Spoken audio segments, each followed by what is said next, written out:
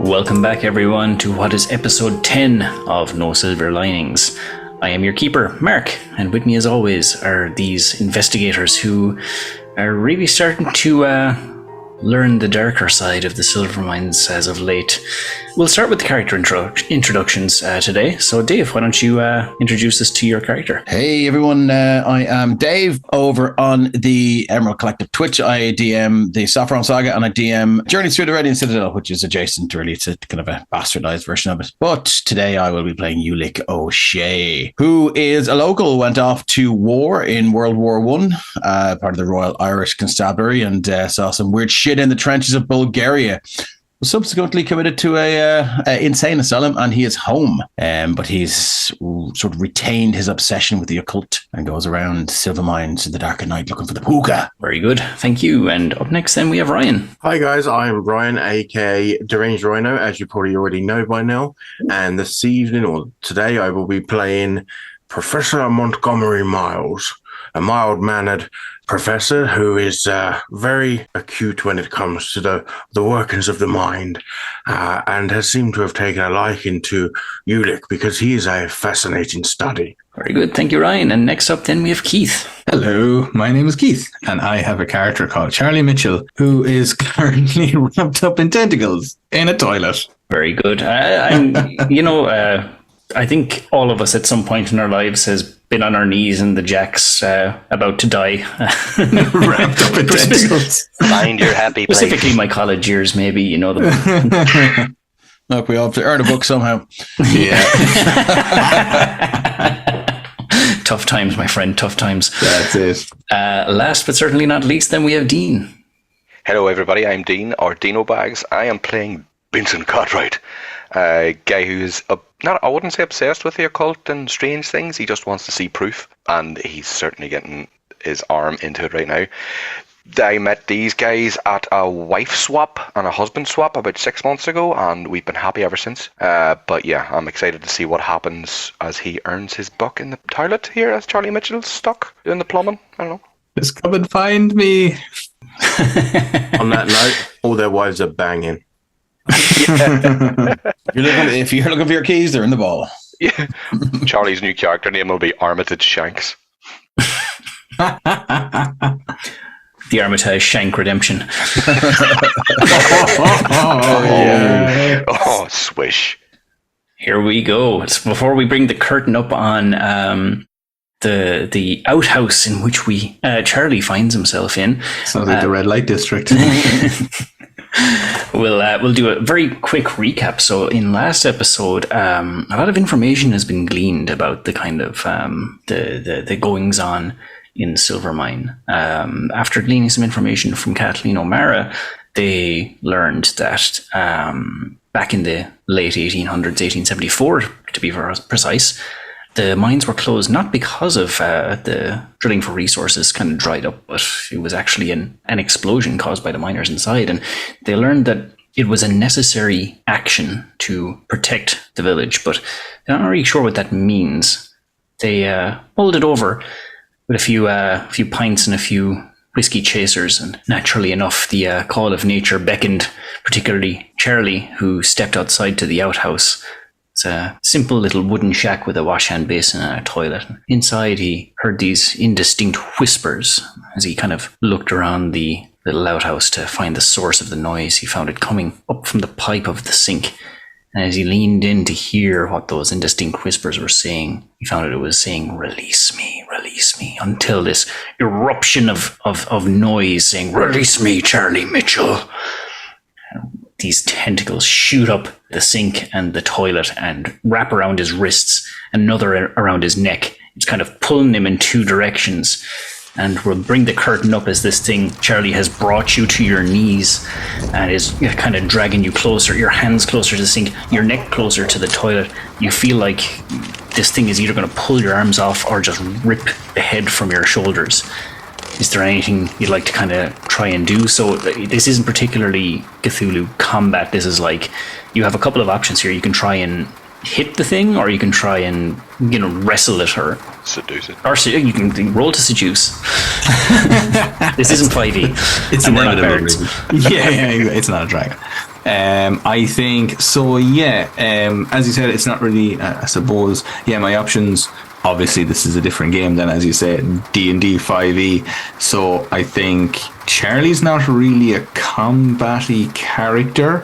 He is, as I normally mention in my intros, Charlie is well read in the occult, has his own personal library and whatnot. So I suppose one of the things he might be doing is frantically, the part of his mind that isn't panicking and freaking out is going to be racing through like what he might remember. So I don't know if it's possible to like kind of do a memory check or an occult check to know if there's anything that he might be able to do to stop this creature. If it's like, say, if he had, for example, some of the silver nitrate in his pocket and he could pour that into the water to like burn it, or Yep, it will count as your action if you choose to do something like that.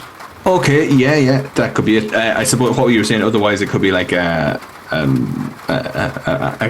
is it, like a contested role or something? What kind of what? So, if you're looking to kind of figure out, how to deal with this thing rationally, I would call for an occult roll, and but if you but like there is no like distinctive period of time like a turn is in Call of Cthulhu.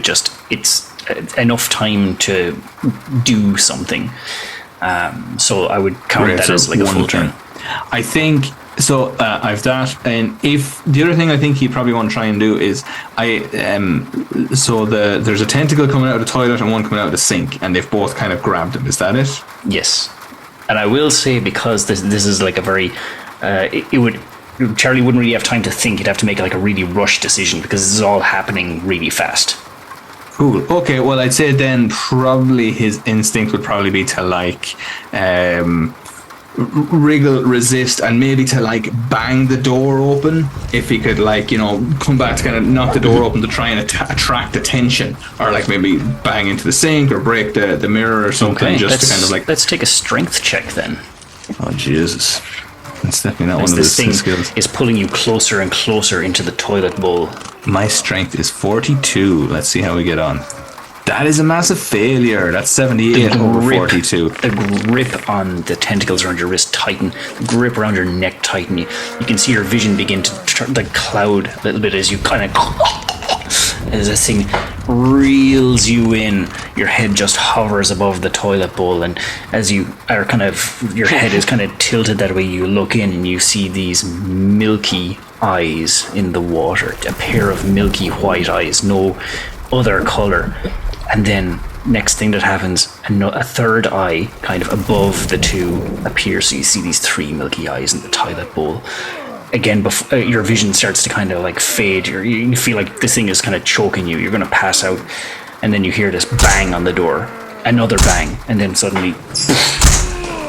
this thing isn't giving you a lot of leeway to turn your head, but you're able to just kind of look to the side. You see this shadowy figure wearing a long raincoat and a rain hat. This torchlight shone in your face. You can see that this person is carrying a weapon. What are you doing in there? And you can't talk. You're just like, your hands are bound, but then you realize you're clutching at your neck, but then you're clutching at nothing. And then you look down, you're on your knees in front of the toilet bowl. There's no tentacles around you. There's nothing. And you see, again, this figure holding a lamp. There's a rifle pointed at your face. What's going on? I heard trouble. Do I recognize the figure? Can't see his face right now. It's pissing rain outside. You can just see the shadowy figure, like rain just beating off this kind of heavy raincoat and rain hat. And everything has disappeared, all evidence of this. I think Charlie would kind of... going back to earlier on when he had the release me incident with Cahill earlier on, again, I think his kind of like his upper class stoicism or kind of that front thing would kick in, even though his mind is still reeling from whatever he just fucking witnessed. I think instinctively his kind of like his almost like subconscious almost just like kicks into action. It's like, oh, terribly sorry, I must have slipped maybe one too many sherries, and he'll kind of like start making excuses and just like shakingly just kind of like stand up. No, but don't move. Roll a fast talk check. Fast talk is how you like deceive someone or con someone. Cool. Right, 4 fast talk, not too bad. 45. Nice. Extreme success. 3 out of 45. Join me. Nice. And you see the hands on the rifle kind of shake.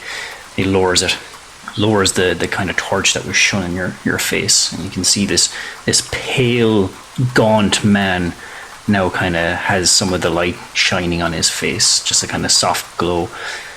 And he says, "Okay, I thought something bad was happening.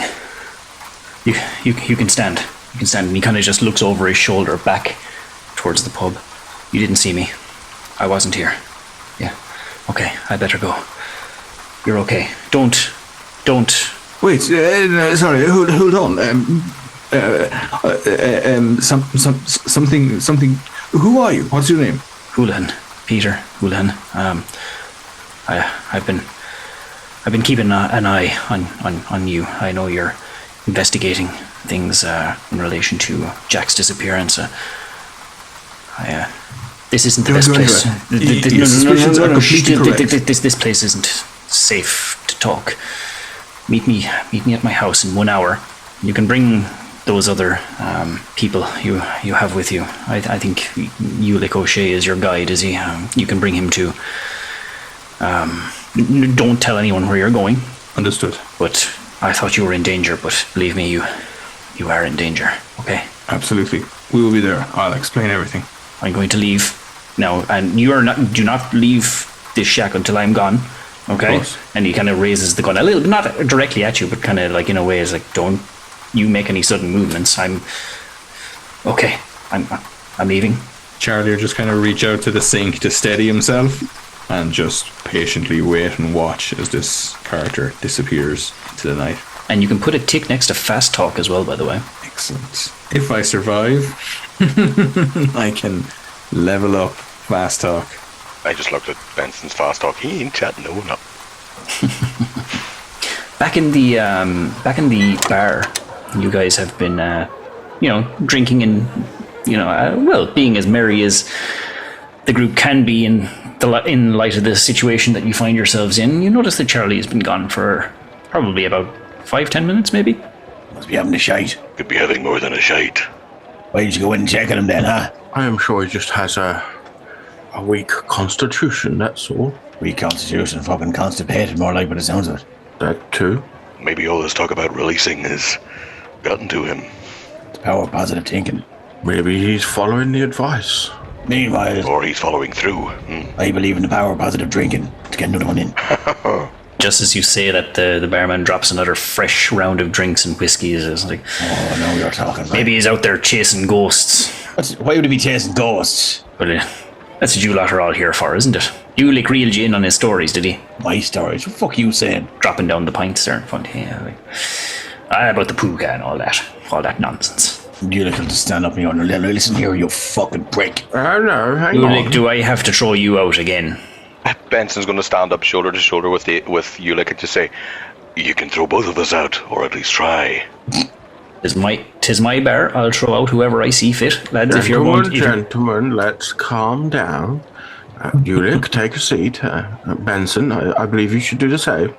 I'm only sitting down because it's my decision and I want to. Okay.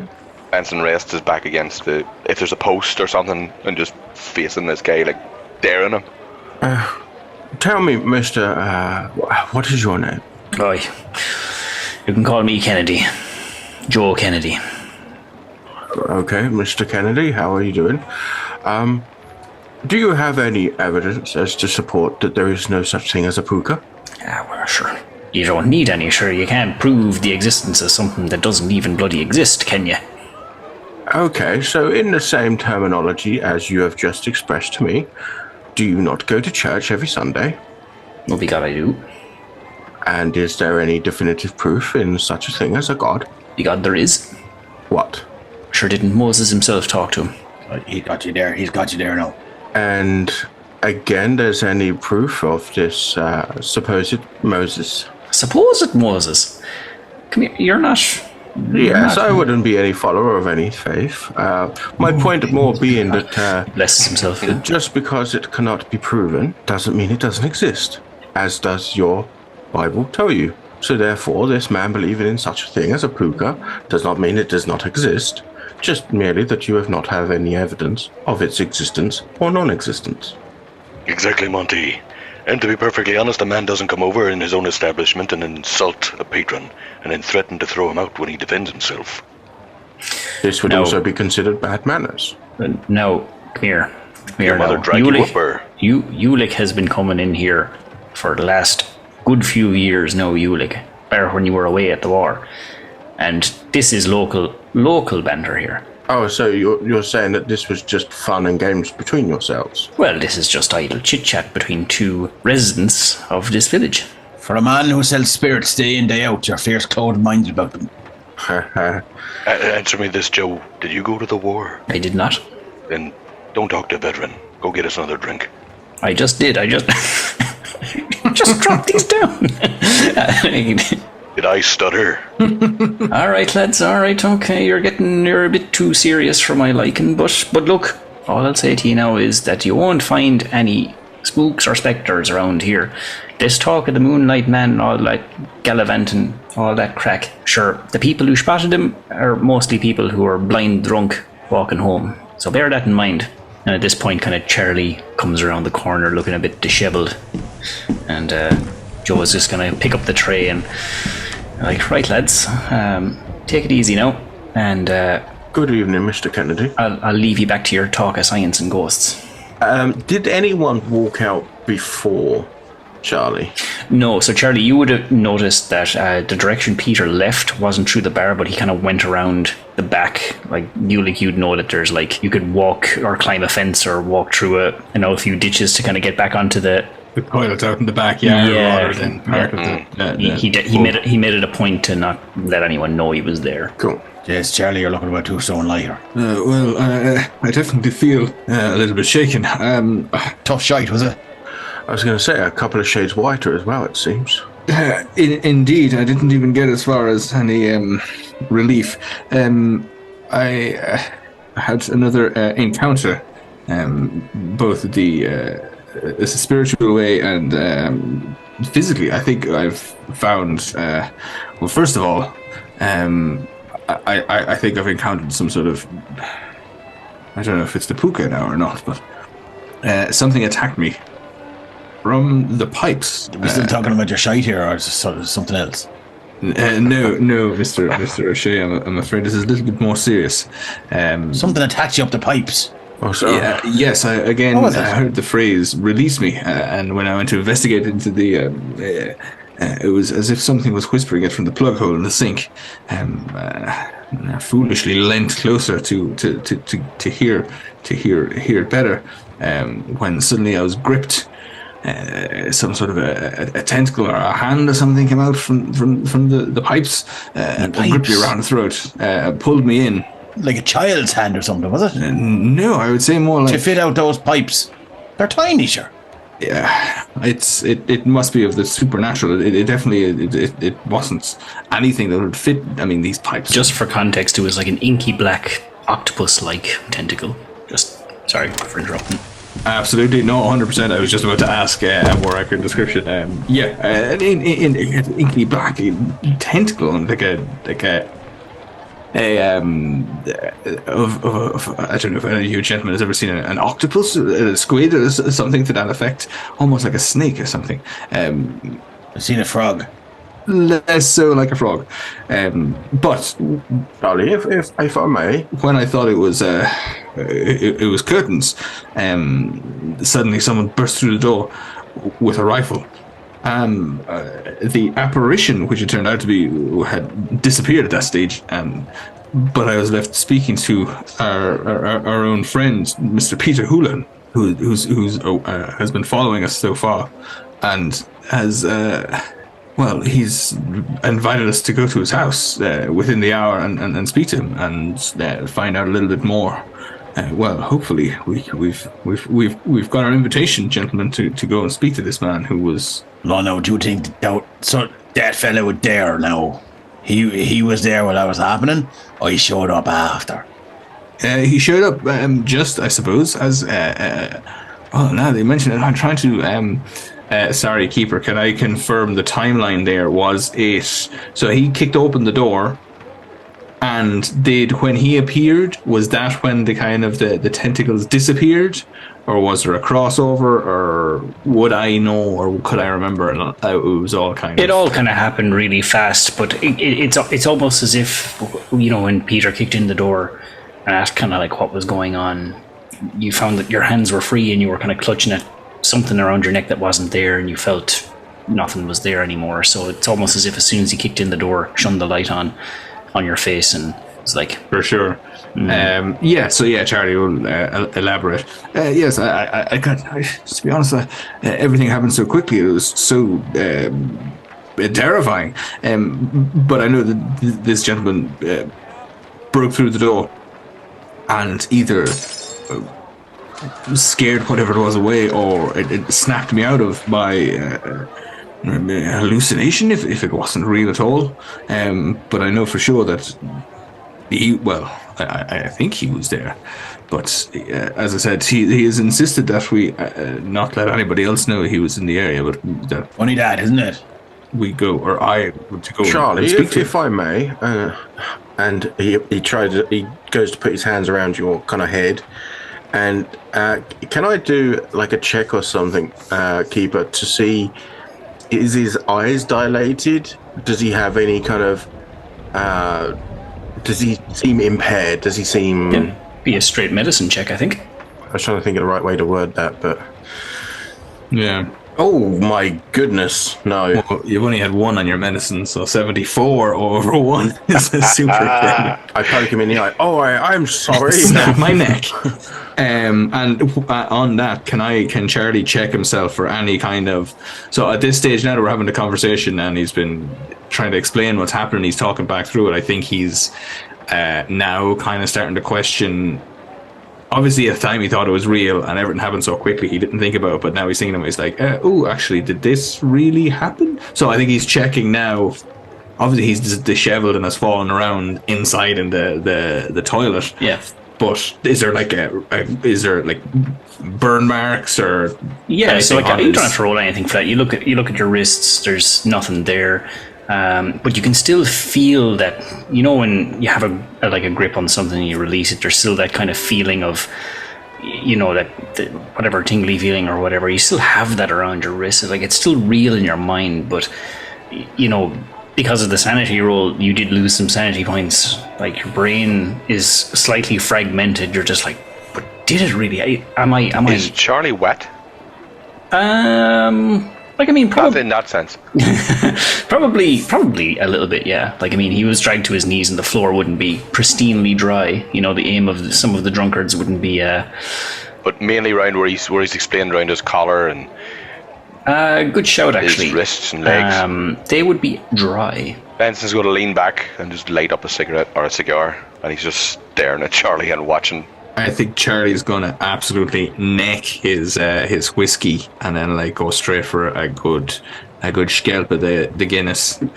Charlie, did you get any vibes or idea that O'Houlihan might have been the one behind this? To be perfectly honest, I have no idea. This has all happened in such a quick sequence of time, and it was there was so much going on. I couldn't even tell you if think back, Charlie. The thing disappeared when Houlihan appeared, or if he might have seen it. To be perfectly honest, now that we're talking about it, it's gentlemen. I'm very sorry to say, but I could have just imagined this whole thing. I'm really starting to doubt whether I'm not starting to lose my grip. If all this talk of the occult is just kind of set my imagination running amok, or if something is really happening here. I'm still. Hear any activity outside the door before you went in, or just after you closed the door? Anyone muttering words or saying strange things? To be honest, until the door was kicked in, there was no evidence. I had no reason to believe I wasn't completely alone, until I was attacked by some sort of black tentacled monster. I didn't. Everything seemed perfectly normal. It sounds like a close shave, Charlie. From here on in, you stay beside me, or at least within 10 feet where I can see you. To be honest, I don't mind admitting it, but that would make me feel a lot more comfortable. Don't worry, the next time you need to go for a number 2, I'll hold your hand. Well, let's hope it won't come to that. But number 1, that's okay. Thank you all. I appreciate your patience. This is based on my research and my learning and stuff, Keeper. Would I understand, like, is he presenting symptoms of, like, someone that's going crazy or someone that's genuinely felt something? It very much sounds like, I'm just playing this off the way Charlie was talking, but it does kind of sound like he's going a bit crazy. This whole release me thing, it looks like it's starting to kind of take its toll on him. But on the other hand, you kind of know from basically, your conversation with Kathleen O'Mara and some other people around the village, but her in particular, that there's something not right around here. So maybe it could be a little bit of both, but it's hard to tell. Charlie is definitely distressed. Just to clarify, because I know we've this is episode 10 now, and the whole way through up until this point, Charlie has had 3, or this might be 4, occult or supernatural things, the whispering of release me, etc., etc. But there's been no hard evidence. There hasn't been like a trail. There hasn't been something lying you behind. are the There's only been nothing. witness to these particular strange happenings. No one else can actually and nobody else has had anything. back you up. That's why Benson's kicked back with a cigar, because he's a bit pissed that he hasn't seen it. Oh, I thought he was like, I want to see if Charlie was... What's so special about Charlie? Why not me? Pick me! Well, gentlemen, I think there is one surefire way of working out if this indeed happened. Check the bog. We must go and see Mr. Houlihan. If he was indeed there and told you to meet him, if we go and see him, then he should be able to provide evidence as to what you claim. To be perfectly honest, I'm not sure if I want him to say yes, and I don't know if I want to hear either way, but I fully agree. I think that's... We said we had an hour, didn't we? So we have time for about at least 2 more pints. 2 more pints, but I need to do one thing before we all go. That can wait until we leave this establishment. Was that a number 1? No, I want to flush that fucking toilet. I'm not quite sure if they have flushing facilities Well, here. There's a bucket out the back there, just filled up from the hose. Just get out whatever can detect his anus. I think Charlie will kind of withdraw here now a little bit and just kind of like sipping away at his pint. And okay, maybe we'll do a bit of investigation then, me and you, Benson. Sounds like a plan, you look. Will we ask? See if there's anyone down there, see down the sink, see if anyone wants to be released, see if anything happens. We'll stick our head close to the I'm pretty sink. sure that anybody that goes into that little commode's going to want release. I mean... Let's do it then. And he'll go in, he'll open the door, and he'll put his head to the sink and he goes, is there anything that needs to be released in Silvermines that is trapped, held against its will? Anything that craves for freedom and release, there is. You say your piece now to me and this man here beside me, or you forever hold your peace. Yulik O'Shea has lived here for years. I am part of the land. Benson's just pointing a revolver at the toilet. Says, and if there's anything in there, he's saying that down the sink. Yeah. Yeah, and he's going to lean over the porcelain toilet.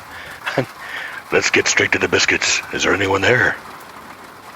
It is lashing rain outside, and as I said, when Charlie was in the little shack, the rain is just beating off. It's just a wood panel shack with a little galvanized roof, and the droplets are falling down onto the floor. And as you kind of put your head in over the wash hand basin, this ice cold drop of water right down the back of your neck, it sends a shiver up your spine. kind of refocus a little bit, but you don't hear anything. It's quiet. Benson's gonna wash his hands. Remember, sanitize. Not down there. Release me. Release me fucking hole. Let's go for a pint. Keep an eye on Charlie. There could be something in him that once released. And I'm not talking about a Saturday night's fun. I've seen things like this when men in the trenches, when they lose their composure. The shell shock. You see, I've only ever read about these things. Oh, this is kind of all new stuff. to me. He's got the makings of a man who's beginning to come apart to the seams. Well, if he becomes a danger to us, I may have to put him down. That's your business. Well, to be fair, it's his business, but I'm just a messenger. It'll be the last piece of business he ever does. What's your looking to go for a pint? As we turn around, you actually see inside the waistcoat of Benson, there's like rosary beads with a wee ornate cross just sitting there. Kind of looks like a Templar's sort of midgery. And he pulls the arm across it. Nice jewellery. It's family heirloom. Don't worry about it. Right, so, back into the pub. Couple of pints before we go over that fucking Houlihan's house. And is there anything you would like to do before, other than drinking pints, before heading to Houlihan's house? I want to ask for a to-go cup. Make a luck roll, see if they do yeah. that. You're in a country pub in 1919. A glass The will first do. piece of Tupperware in Silvermines. His luck. Come on. Yep, with a 50. Dirty That is a welly. 93 over 50. That is a failure. They did not do to-go cups. Cup your hands. God damn it. You can take what you can carry. Nobody have a DeLorean. Just take a mouthful and just kind of slowly swallow. Yeah, yeah.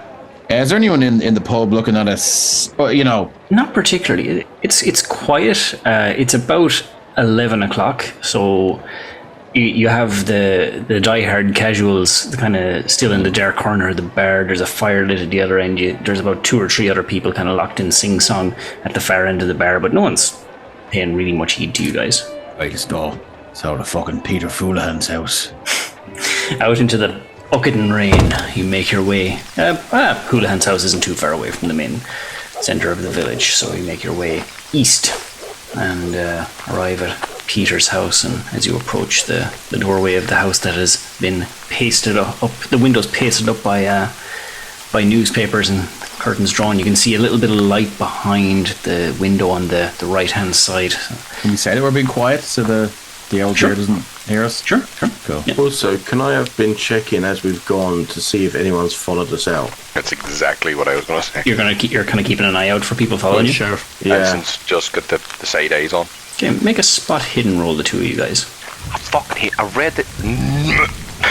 It's a very visceral reaction to Spot that. hidden. You see a big maw that sucks you in. So it's kind of like Benson is looking one direction, and Professor Montgomery Miles is looking another. So Montgomery, you get a 15 over 25 for a success. Benson, you get an 88 over 35 for a failure. Benson, you're kind of looking in a direction that's less kind of illuminated, and you can be like absolutely certain that nobody could be lurking a good few yards back. But Montgomery, you're fairly certain no one's tailing you from your end. Okay. So not only do I see that nobody's tailing us, I also see that Benson's looking in the wrong direction. Cool. Okay. Benson's looking up. Look at these There's shoes. no one there. God damn it, there's a really, really nice bit of turf. So you approach Houlihan's house, stealthily, quietly, your footsteps muffled by the downpour of rain hitting off the pathway. Charlie, did he ask for us as well, or are we going to get a pair of barrels on the Bagoolies? No. He said he's been observing us, and he knew that I was traveling and working with you gentlemen. So he said that you would be welcome along as well. So, but perhaps I'll just go up and knock on the door and introduce. Don't knock that fucking door. Houlihan, put the kettle on. Mind the lair box. O'Shea, Yeah, Ben. is that you? Kids, what's up, Right. Houlihan? Right. Hang on. It's just the four of you now, is it? Tis. Right. Okay. And you hear the turning of a latch, then an uncoupling of a lock, the unbolting of another latch. This goes on. There's about 5 locks on the 28 door. minutes. Yeah. There's about 5 or 6 locks on this door, and it creaks open. These pair of wide blue eyes kind of stare out the crack of the door. Right. Is that you? Yeah. Come in, quick, before someone sees you. I was wondering why there were no more fucking bolts and locks left in the fucking hardware store the other day. I just needed one to fix me door. There's a whole lot here. It was necessary. It was necessary. Come in. Quick. As you step inside, the house is an absolute mess. There's kind of clothes, newspapers, and used crockery occupying most surfaces on that you can see in this kind of hallway and peering into the living room. What you do notice straight away is that there's crucifixes plastered everywhere all over the walls. They seem handmade. And he kind of ushers you in towards the living room where there's a fire lit. Oh, great. And you do notice that he is still holding his rifle. Now, he's not pointing it. He kind of has it like held at the barrel in his hand, and he's kind of using it as a walking stick, kind of, so to speak. He brings you into the living room. Have a seat there, wherever you just move aside some of those papers there. Inside the living room, you just see crucifixes and just pieces of paper kind of plastered up over the wall. The pieces of paper have different kind of things written on them and sketches and whatnot. Benson wants to read. I want to see them, and anything that I've read before, like anything I try and remember that I've read, because he's studied up on the Salem witch trials, Salem witch hunts, all of that crack. I want to see if there's anything that he would want to. So what I mean, all four walls are kind of covered with little scraps of paper. I'm going to ask for a spot hidden roll to see if you spot anything of relevance. As the rest of you kind of just sit down and where you can find a space to sit down, you notice that there's this peaty smell from the fire, but it's also mixed with this kind of musty smell of urine. And you listening to the fire hole then? No, I just haven't gotten much of an opportunity to wash myself. But pay no heed to that. And you notice that in the corner of the sitting room, back at the back, towards where the back of the house would be, maybe the kitchen or the utilities, like there's just a sleeping bag tucked away in the corner with a lantern beside it, and the rest of the house has been pitch black, by the way. What are you up to, Holden? Out with it now. Fuck it, out with it. Just I haven't rolled a spot hidden check, by the way, yet. You can go ahead and roll that now. I was just kind of narrating while you. Okay. Yeah. For the viewers at home to read. Well, assist us into finding a good thing, because how does that work? Is there if he helps, is there an advantage, or do you have you'd have to kind of coordinate? It's like, I am looking around for something, I am helping you. Oh, right, okay. You're kind of being discreet, so it's like Microsoft Sam. I'm going to stick my eyeballs in front of your eyeballs. Well, I'd be next to him and kind of where you run your hand along notes, pointing out things. Yeah, kind of side by side, kind of looking over it and pointing out relevant things that might be interesting. Well, I'll tell you what then, Benson. If you want to roll that spot hidden check with a bonus die. All right, how do I do that now? So you just roll as normal, and you just click on bonus beneath the roll. Oh, okay. And for the viewers at home, I got an 88 over 35 before. No. So no, I haven't rolled yet. So. Oh, all right. It's more failure. An 88? What? You can roll another failure. Did you roll the very same failure? Fucking poker. You do get a bonus die, so you can just click on that bonus button there. Ooh, that's a 15 over 35. How does that work? So a one is 10. So the 10 is 10. You change the 10 from the 80. So the 88 becomes an 18. Oh, or look 15, at the frills on my socks, boys. Yo. There you go. That is just shy of a hard success, I believe. It's like a beautiful mind.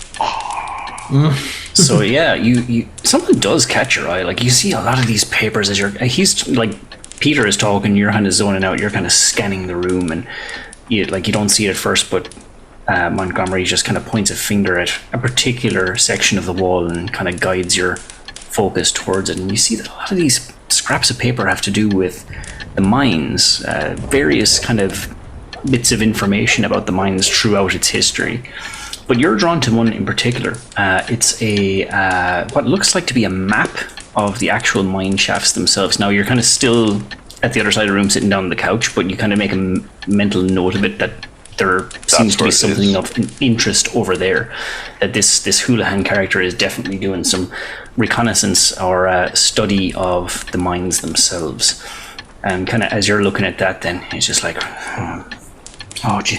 He's kind of scratching the back of his head and kind of shifty in his seat. I was like, not used to company. Listen, there's strange stuff going on around here. I've seen some things, lads, and I think you know what I'm talking about. Well, yes. I mean, yes. Well, first of all, I have to say thank you so much. I knew, when you found me in the well, in the toilets outside the pub, I played it off as saying I'd slipped, maybe I had too much to drink, but The truth of the situation is either I've had some fairly intense encounters with something from the occult or supernatural, or I'm potentially losing my mind. When you knocked the door in, I had been was in the midst of being strangled by some dark, shadowy power. I fucking knew something was going on with you. Absolutely. When you knocked the door open, I found myself freed again. Tell me, did you see anything? Or what caused you to come to my rescue? I'm about to tell you a story, lads, and I think you might believe me. If you've seen things now that don't make sense, maybe you can help me make sense of what I'm about to tell you. Right. Well, first thing is first. Jack was taken by the Moonlight Man. The Fair Gaelic was taken by him. Son of a bitch. He's not. I know they're hearing the stories of that poor Grace fella up in the farm getting arrested. But he's saying that, oh look, come here, let me just tell you that we were staking out the old abandoned mines, and Jack and I noted, look, it was last year we were going up and poking around the place. We noticed that after the crew left, that the office had been moved. And now look, we went in and we looked around, but we didn't really find anything. There was one of the doors was barred, but that it was facing the cliffs, would have led to nowhere.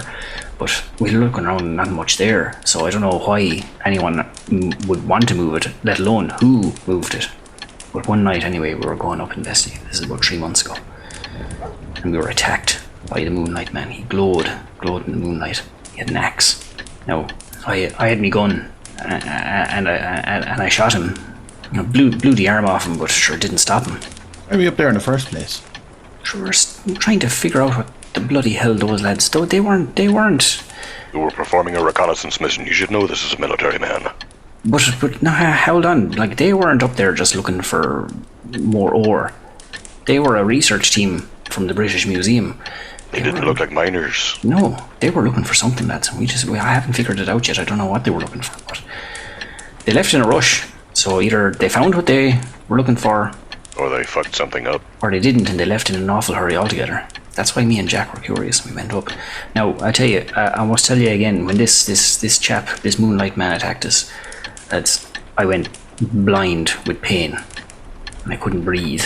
And when my vision came back, he was just dragging Jack away, screaming. Jack was kicking, screaming, and shouting, and my vision was so fecked up, lads, that I lost him. I couldn't find him. I could hear the echoes of his screaming down one of the mine shafts.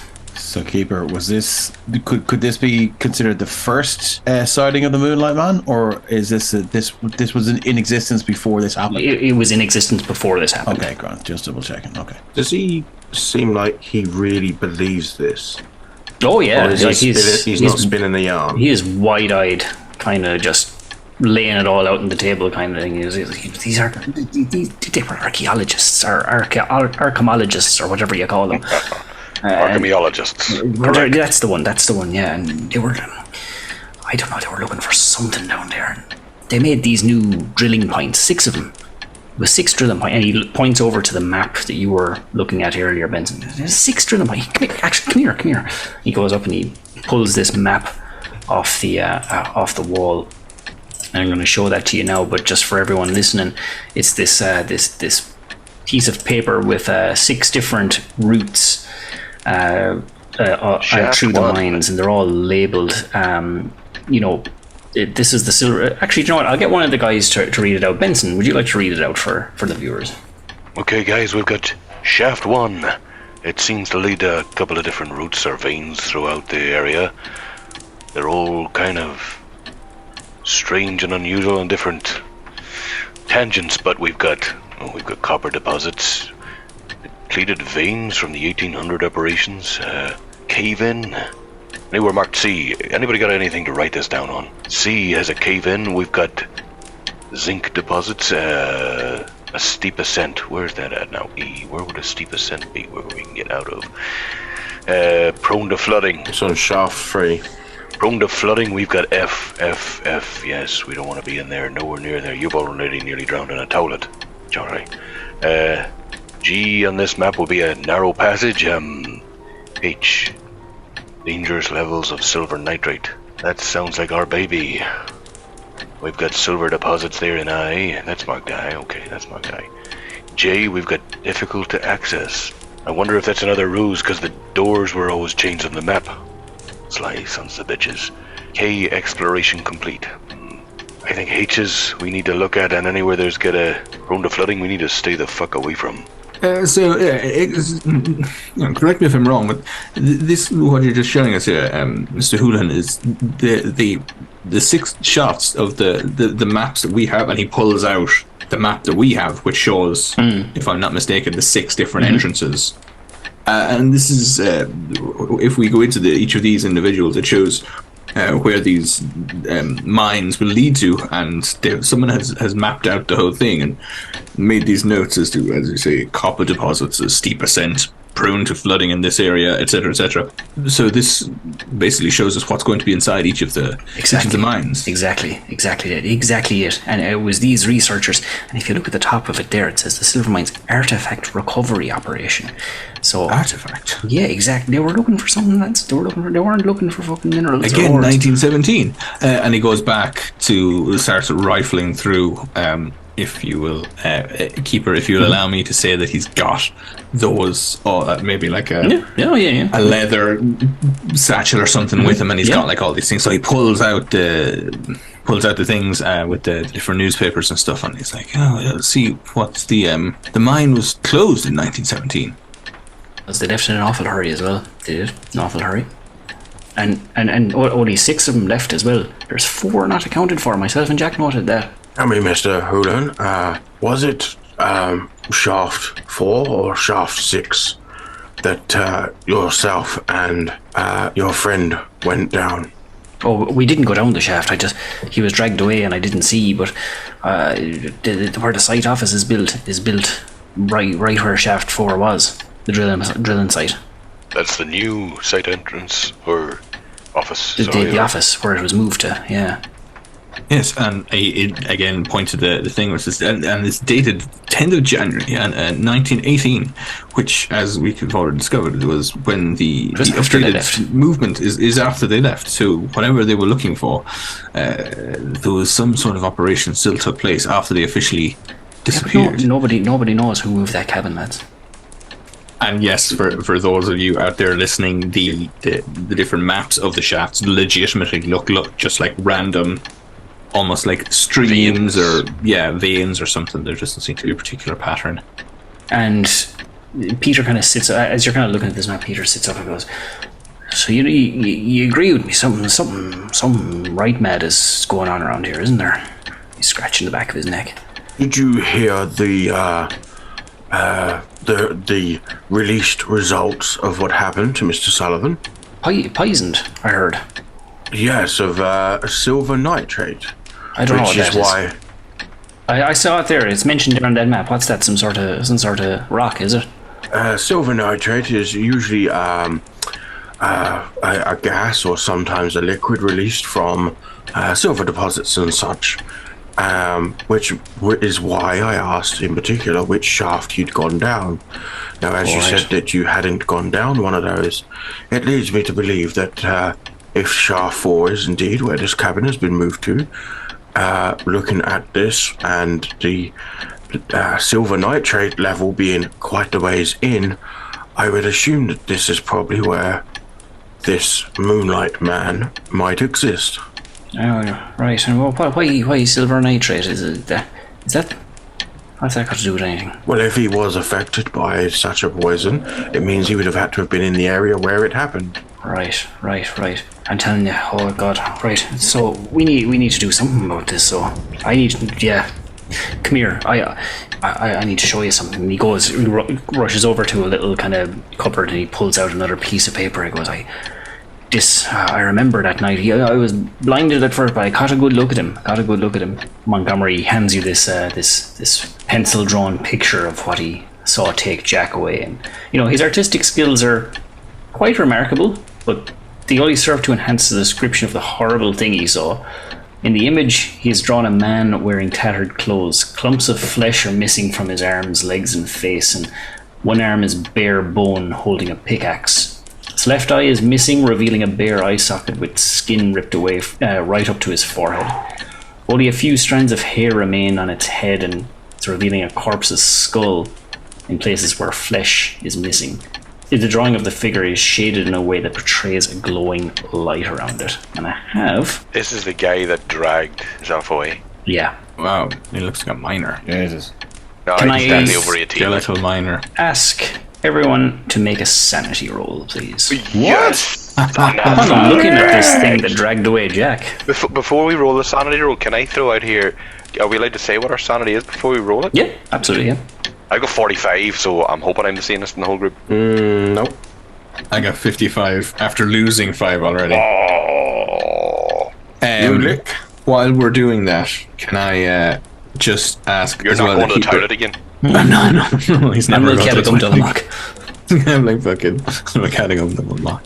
Can I ask if the word artifact, with all my occult No how. reading and writing and visiting areas and research and all that kind of thing, would that spring up anything for Charlie? The word artifact in relation to this kind of thing. Well, I'll tell you what. We'll pick that up in the next episode, but I'll just take those sanity rolls before we Before we go to the toilet. before we go to the toilet. You know? Fucking sadist, Mark. Okay, here we Yeah. go. Swear to God, Charlie's you'd about rip to the lose Band-Aid it. off. No, he's not. Positive thinking. Fuck! Failure! I got 74 out of 55. For the people at home, Benson got 45 over 45, and Charlie just shit himself. I don't know what happened there. 74 out of 74 over 55. 55. I also failed with a 93 over 70. Ooh. Come on, Ulick. Come on. Oh my goodness. And then 95 over failure, over 70 for Dave. So that is For you. I'm going to spend 25 luck to make that. Oh! Yeah, actually. 25, look! Hey, big Are spender. you actually? Yeah. Hey, big spender. Okay. So I've got 10 luck Touch left. me with your tentacles in the bow. That is that was a pretty big spend, because on a fail you just lose 1 sanity, and anyone who succeeded just lose 0. Oh, okay. Oh. Well, he couldn't have known that. Yeah, you couldn't have known That's that, all of right. course. That's how the game goes. And he just Yeah. Before we leave, Benson walks over to Houlihan, puts his hand on his shoulder and says, "Don't worry, there's 5 of us now." And hands him the cigar out of his mouth. And that's where we'll draw the curtain down on episode 10. As you all stand in a circle in this living room looking at this piece of paper depicting this horrible creature that dragged Jack Sullivan to his death. And we'll pick it up next time. There hasn't been a game since Monopoly to make my bumhole pucker. I ain't gonna lie. That is a... See when you I'm going to take that as a compliment. see whenever I think you you land should. in Marlborough Street with not enough money to buy it, and someone's coming behind you. No, that's it. This is it's Apparently just Charlie's feeling the same. balloon knot time. No, not happening. Nope. But that's Not collect 200, go directly to the outhouse. And if you're not interested in buying Monopoly, but you do want to play this game for your friends at home, you could buy this and play it at home. you absolutely can, because our Mark, our very own Mark, our favorite tormentor of all times, has actually wrote this game, and it is out there. It is available for purchase. Hold on. I'll remember it this time. Drive Through RPG. Yes, sir, you got Yes, it is called No Silver Linings, and is written by Mark Shunnock Games, if it. I'm not Yes, sir, mistaken. you got it. If you want to get it for free, you can write a letter to that ancient cosmic horror known as Santa Claus. And maybe he'll arrive and break and enter into your house and leave it there for free. You while break it into this, through your toilet and assault your orifices. God, it's got to be... It's too I late have for a a Christmas good special. authority that Santa doesn't do that. Guys, no, shush. My wife bent my will, and we have our Christmas decorations up. So yeah. So just for the listeners, just in case they're wondering, we know this is releasing in January, February, March time, but we are pre-recording this before Christmas. It's not like Merchant, Dean has yeah. got his Christmas decorations up all Legitimately. year long. As that boy says on that video, and he's talking about Santa and being naughty, he's like, "I'll uppercut his beard off." Listen, do check out our the other side of the Emerald Collective. We are Absolutely. on Twitch 4 nights a week. with a bunch of different systems and a bunch of different original campaigns. We also do pre-published campaigns like Curse of Strahd and stuff like that. So do check it out. And if you did follow one or two of our other campaigns that Mark was involved with, we have in good authority that maybe the Violent Madness might continue in podcast form. Oh yeah. So It sounds like something I could get my not tongue only a great around. bunch of games and systems, but I must say a great bunch of people in the community as well. absolutely. A great bunch of lads. A great bunch of lads. We love you all. All right, thanks very much, guys, for listening. We'll chat to you again soon. Bye.